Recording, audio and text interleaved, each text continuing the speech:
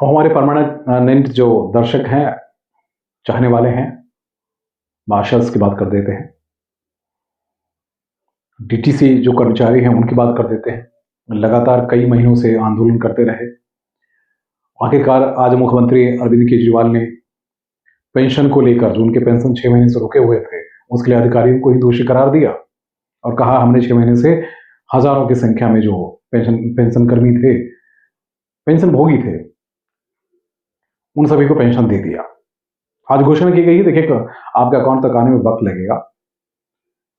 तो मामला पॉलिटिकल होता है तो हर राजनीतिक दल उसका फायदा उठाना जानती है और चाहती भी है, और इस तरह की तमाम सारी चीजें हमें देखने को मिलती है। देखिए इसमें राजनेता है, राजनीति करें, आम जनता के भावनाओं से खिलवाड़ न करें, तो ऐसा कुछ नहीं लगता कि ऐसा हर पार्टी करती है, इसलिए रहने दीजिए। इस पर बहुत ज्यादा तवज्जो देने की जरूरत नहीं है। अब तवज्जो देने की कहां जरूरत है, मार्शल की जरूरत है। मार्शल की बात पहली बार लोकसभा में उठाई गई है। पहली बार लोकसभा में उठाई गई। कब उठाई गई? जब उन्होंने आंदोलन को बहुत उग्र किया, मुख्यमंत्री का घेराव किया, और किरारी में जो चीजें हुई उसके बाद इनको एक बड़ा यूं कहिए कि मीडिया का प्लेटफॉर्म मिला। उसके बाद हंगामे के बाद मीडिया ने जब इनको दिखाना शुरू किया, और खासकर केजरीवाल की ही बात हुई थी, अभी तक उनके अगेंस्ट मार्शल के जितने धरना प्रदर्शन हुए बहुत बड़े लेवल पे कभी कवरेज नहीं की गई थी, लेकिन पहली बार जब मुख्यमंत्री को घेरने की कोशिश की गई तो तमाम सारे मीडिया ने खबर दिखाया, और उसके बाद उसका इम्पैक्ट भी ये पड़ा कि जब सदन की कार्रवाई चल रही है उस दौरान साउथ दिल्ली की जो हमारे यहाँ के बीजेपी के सांसद हैं रमेश बिधूरी ने पार्लियामेंट में उठाया उसे कहा कि इनको नौकरी पे रखा जाए, चाहे शर्तें जितनी भी हो, जैसी भी हो। केजरीवाल सरकार ने इनके साथ धोखा किया है।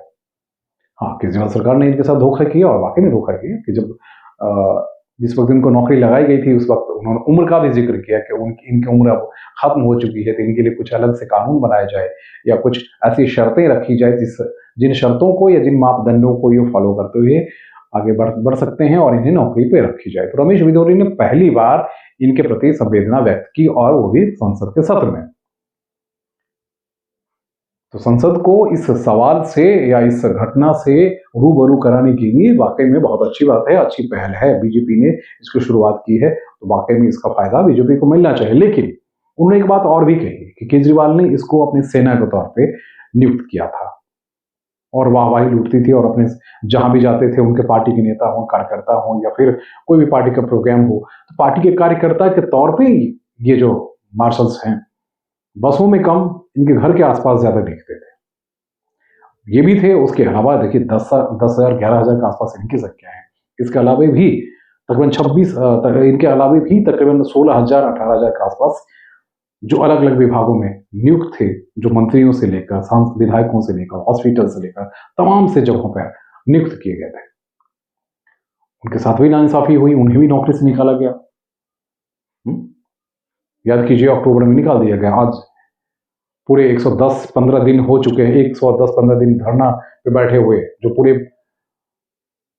नौकरी से निकाले जाने के बाद अब उनके परिवार, उनके घर, उनका घर क्या चल रहा होगा। आज भी प्रदर्शन करने की बात कर रहे थे, लेकिन आज मुख्यमंत्री को नहीं घेर पाए होंगे। सुरक्षा से लेकर तमाम सारी चीजें ऐसी होती जिसकी वजह से मजबूरी में पीछे इन गरीबों को हटना पड़ता है। लेकिन रमेश बिधूरी के जरिए इन 26,000 कर्मियों को एक आस तो जगी है,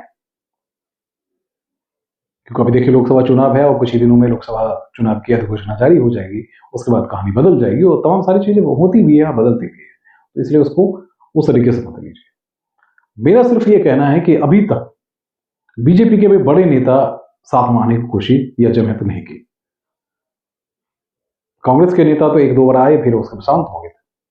ये बेचारे धरना प्रदर्शन वही देते रहते हैं, जाते रहते हैं। हर दिन मुझे सचिवालय में मिल जाते कुछ महिलाएं जो हैं वो डेली आती हैं, और डेली आकर इसी उम्मीद में कि कहीं न कहीं इनकी बातें केजरीवाल के कान में घुस तो जाए। लेकिन केजरीवाल भी गजब हैं। उस दिन जब प्रदर्शन कर रहे थे ये लोग, तो उन्होंने इनको बीजेपी का करार दे दिया। रमेश बिधूरी ने इनको आम आदमी पार्टी का कार्यकर्ता कहा। लाजमी है, जो भी नौकरी देता है उसके प्रति संवेदनाएं तो होती है ना। और खासकर ऐसे लोग, जो ऐसे गरीब लोग जो नौकरी कर रहे थे और जिन्हें नौकरी दी गई, तो इसलिए उन्हें लगा कि उनके पद प्रति अगर हमें है तो हमदर्द बने रहे। जहां भी है केजरीवाल जिंदाबाद, केजरीवाल जिंदाबाद। आज केजरीवाल मुर्दाबाद मुर्दाबाद करते रहे, कर रहे हैं। केजरीवाल की निगाह इन पे नहीं टिक रही है। केजरीवाल के नेता इनको आसपास भटकने नहीं दे रहे हैं। आज भी मेरी कईयों से बातचीत हुई तो उन्होंने कहा कि जो जो प्रोग्राम, मतलब कार्यक्रम स्थल था, उसके आसपास भटकने भी नहीं दिया गया और बाहर से आम आदमी पार्टी के कार्यकर्ताओं को इकट्ठा किया गया ताकि इनकी संख्या, इनको या इनको देखते हुए ही इनको बाहर खदेड़ने की बात हुई। नतीजा ये रहा कि जितनी कुर्सियां थी वो सिर्फ कार्यकर्ताओं से भर दिए गए। कुछ लोग आए भी थे तो उनको मीडिया से काफी दूर रखा गया था, क्योंकि मीडिया की निगाह में अगर आ गया, देखिए सभी मीडिया तो दिखाते नहीं है, जब ये हंगामा करते हैं बहुत कुछ हुआ है तो मीडिया की मजबूरी होती है, आप जानते ही हैं। कुछ चैनल हैं जो इनके अगेंस्ट खबर दिखा सकते हैं, कुछ चैनल नहीं दिखा सकते, जैसे हम अक्सर देखते हैं और अक्सर बातें करते हैं। इन सिविल डिफेंस वालों की जो परेशानी है वो बहुत बढ़ गई। लेकिन अब आज की जो घटना है, उस घटना को देखते हुए इनकी आस बढ़ रही है। इसलिए बढ़ रही है कि अब मुख्यमंत्री पे भी दबाव बढ़ना शुरू हो गया। पेंशन वालों को लिए लेके बैठे हुए तो फाइल कब से फाइल लेके बैठे, देखिए छोटे 6 महीने हो गए। 6 महीने से हजारों पेंशन भोगी जो है बेचारे, उनका परिवार दिल्ली जैसे शहर में कैसे चल रहा होगा, कैसे वो दवाई खरीद रहे होंगे, कैसे उनका घर चल रहा होगा, किराए कैसे दे रहे होंगे, जिनका अपना घर है समझ में आता है। परिवार में बीमार जो लोग होते हैं उनके लिए कैसे तीमारदारी हो रही होगी, बच्चों के फीस देना, बुजुर्गों की क्या हालत हुई होगी। ये दिल्ली के जो सीएम हैं जो कहते हैं हम खुद आपके पुत्र हैं, श्रवण कुमार हैं, ट्रेन चढ़ा के कहते हैं श्रवण कुमार है। और ना कितने 20-25 हजार से ज्यादा जो डीटीसी कर्मचारी थे वो रोते रहे 6 महीने तक, उनके वो पुत्र नहीं थे। अभी आज प्रेस कॉन्फ्रेंस करके उन्होंने घोषणा की भाई हमने आप पे आसान कर दिए। तो बड़े बहुत गजब के ये पॉलिटिशियन है, इन्हें सिर्फ वाहवाही लूटना आता है। जनता की आह जब लगती है दोस्त तो बहुत बुरी तरह लगती है।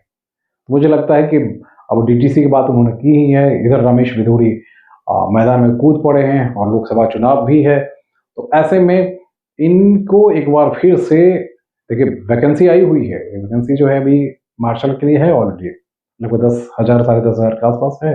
लेकिन इनमें क्राइटेरिया ये फिट क्राइटेरिया के मुताबिक ये फिट नहीं हो पा रहे हैं, क्योंकि रमेश बिधूरी ने बहुत अच्छी बात कही कि भैया इसमें से ज्यादातर लोगों की उम्र खत्म हो चुकी है, जिस वक्त नौकरी मिली थी उस वक्त वो कैपेबल थे, अब उनकी उम्र है ही नहीं। तो अब वो जो परेशानी है उस परेशानी को कैसे कम किया जाए, तो रमेश बिधूरी ने पार्लियामेंट में उठाया, एलजी के सामने भी उन्होंने बात रखी है, ये जानकारी हमें मिली है। और इस मसले को लेकर एलजी के सामने भी आएंगे, आने वाले दिनों में ये बड़ा मसला हो सकता है। तो क्या इनको फिर से नौकरी पे रखी जाएगी? ऐसे आसार अब से बनने शुरू हो गए हैं। इन दोनों घटनाक्रम को देखिए तो, क्योंकि देखिए फिर 15-16 को विधानसभा का सत्र है, 15 और 16 को विधानसभा का सत्र है। सत्र में भी इस मसले को उठाया जाएगा। जो विपक्ष बीजेपी है वो भी उठाएगी, क्योंकि रमेश बिधूरी ने उठाया है, उनके यहाँ जो विधायक है वो उठाएंगे, हंगामा चाहे जितना भी होता है। तो राजनीतिक मुद्दा तो है, और ये होगा कि अगर 26,000 27,000 व्यक्ति हैं, इतने परिवार में 5-5 जने के बारे में सोच लीजिए, तो 1.5 लाख 2 लाख परिवार जो है कैसे जी रहा है, वो उनके बच्चे कैसे खा पा रहे होंगे, उनकी शिक्षा व्यवस्था कहाँ चली हुई हो, कैसे सब कुछ बर्बाद हो चुका है उनके लिए। तो मुझे लगता है कि आने वाले दिन में इनकी आस बढ़ने, नौकरी पे वापस आने की आस बढ़ने लगी है, क्योंकि जैसे जैसे राजनीति गरमाने शुरू हुई है, जैसे जैसे मुख्यमंत्री पे दबाव बढ़ेगा, जैसे जैसे दूसरी पार्टियों को लगेगा कि इस मुद्दे को लेकर गरमाया जाए, बढ़ाया जाए, क्योंकि ये 26,000 जिनके साथ होंगे, कम से कम भीड़ तो जुटा ही सकते हैं ना। केजरीवाल इसी का खाते तो थे।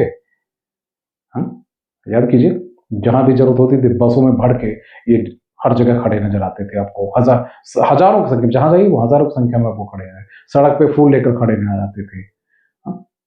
मार्शल, सिर्फ मार्शल की हम बात नहीं करते जी, और भी सिविल डिफेंस वाले जो है जगह जगह खड़े रहते थे।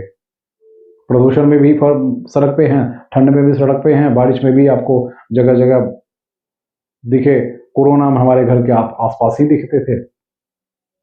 इन्होंने जान अपनी जान पे खेल के इस दिल्ली वालों को बचाया। तो इस वक्त जरूरत है कि बीजेपी आगे आए।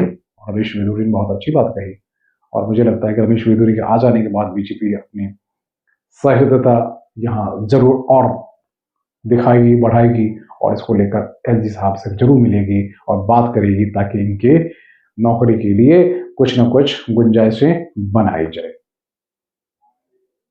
आपकी सोच क्या है, कैसी है, मैंने क्या कहा? अगर आपको सही लगे तो इसे शेयर कीजिए, कमेंट कीजिए, क्योंकि देखिए मेरे पास वो इन्फॉर्मेशन से मैं आपको बताता हूँ। तो मुझे लगता है कि इनको आने वाले दिनों में कहीं न कहीं अकोमोडेट करना पड़ेगा। ऐसी राजनीतिक गणित जो है वो बढ़नी शुरू हो गई है। नमस्कार।